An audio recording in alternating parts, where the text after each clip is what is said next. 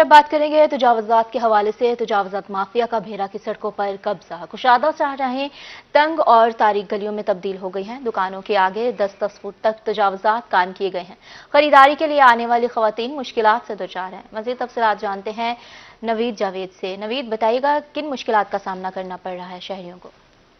बिल्कुल, तहसील बेरा में शहर में कायम तजावुज़ात ने बच्चे, बूढ़ों और ख़वातीन का पैदल चलना मुहाल कर दिया है। इंतज़ामिया जो है कब्ज़ा माफिया के खिलाफ कार्रवाई करने से कासर नज़र आ रही है। शहर के अहम चौक चौराहों में कायम तजावुज़ात के बायस ट्रैफिक जो है जाम रहना मामूल बन गया। इस वक्त एक शहरी हमारे साथ मौजूद हैं।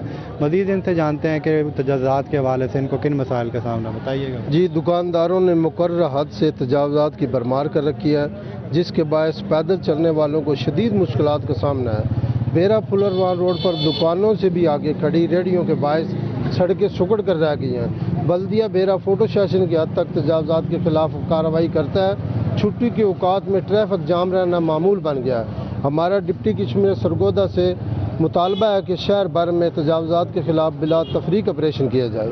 जी बिल्कुल, आपने इनकी बात सुनी कि इन्होंने डिप्टी कमिश्नर से मुतालबा किया है कि बेरा फुलरवान रोड पर तजावुज़ात के खिलाफ बिला तफरीक ऑपरेशन क्लीन अप के अहकाम जारी करें ताकि ट्रैफिक जाम रहने के मसाइल से छुटकारा मिल सके। जी शुक्रिया।